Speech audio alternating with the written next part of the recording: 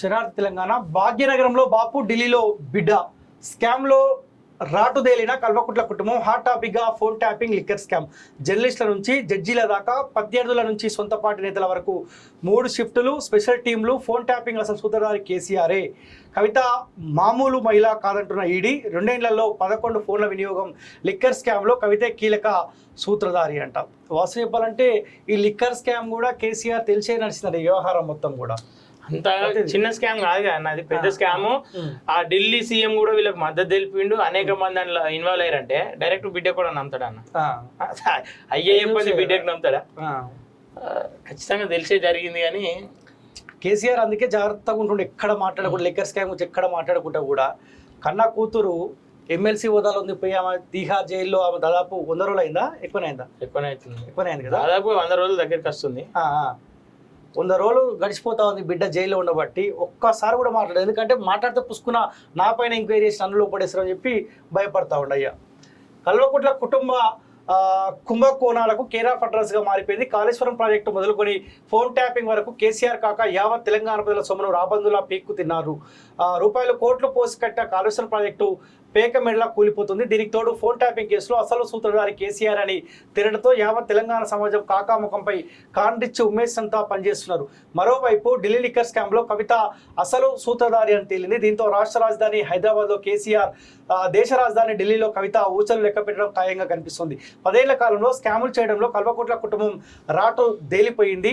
అధికారాన్ని అడ్డం పెట్టుకొని తండ్రి కేసీఆర్ రాష్ట్ర రాజధానిలో, కూతురు కవిత దేశ రాజధానిలో ఇలా చక్రం తిప్పారన్నది దర్యాప్తు సంస్థల విచారణలో తేల్చేశారు. ఢిల్లీ లిక్కర్ కుంభకోణం, ఫోన్ ట్యాపింగ్ కేసులు రాష్ట్రంలోనే కాదు దేశవ్యాప్తంగా హాట్ టాపిక్ అయ్యాయి. లిక్కర్ స్కామ్లో కవితే కింగ్ పిన్ అని దర్యాప్తు సంస్థలు వాదిస్తుంటే, హైట్రిక్ కొట్టి మరోసారి తెలంగాణ కింగ్ అయ్యే కేసీఆర్ ఫోన్ ట్యాపింగ్ ఇలా తమ అవసరాలకి అనుగుణంగా మార్చుకున్నారో కేసులో నిందితులుగా విచారణ ఎదుర్కొంటున్నారు. సో ఏదేమైనప్పటికీ కేటీఆర్, కేసీఆర్ ఈ బ్యాచ్ మొత్తం ఖచ్చితంగా జైల్లో ఊచలు లెక్క పెట్టే అవకాశం ఖచ్చితంగా ఉంది. ఒకవేళ రేవంత్ రెడ్డి నిజాయితీ కనుక వీళ్ళపైన దర్యాప్తు చేసి ఎంక్వైరీ చేసి లోపడేయాలనుకుంటే పెద్ద సమస్య కాదు. కాంగ్రెస్ పార్టీ మొట్టమొదటిగా అసెంబ్లీ ఎలక్షన్ల కంటే ముందు ఒక మాట చెప్పింది, మేము అధికారంలోకి వచ్చిన వెంటనే కాళేశ్వరం పైన విచారణ చేస్తాం, కాళేశ్వరం పైన అవినీతికి ఎవరైతే పాల్పడరో వాళ్ళని తీసుకొని పోయి లోపడేస్తామని చెప్పారు. ఇప్పటి వరకు కాళేశ్వరం విచారణ ఎక్కడ పోయిందో తెలియదు, ఎంత మేరకు ముందర పడ్డదో తెలియదు. కాళేశ్వరం ఆ అవినీతిలో ఎవరిని ఇంతవరకు గవర్నమెంట్ పట్టుకుందో తెలియదు.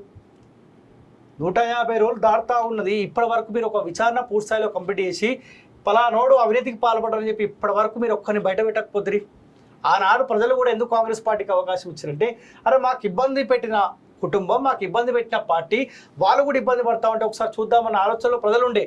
అరే ఆ ఇబ్బంది కాంగ్రెస్ పార్టీ కేసీఆర్ కుటుంబానికి పెడతా అంటా ఉంది కదా చెప్పి కాంగ్రెస్ పార్టీ దగ్గర అయినారు. వీళ్ళ వాళ్ళు ఇబ్బంది పెట్టే వాళ్ళు రేవంత్ రెడ్డి ముంగట్టుండు కదా.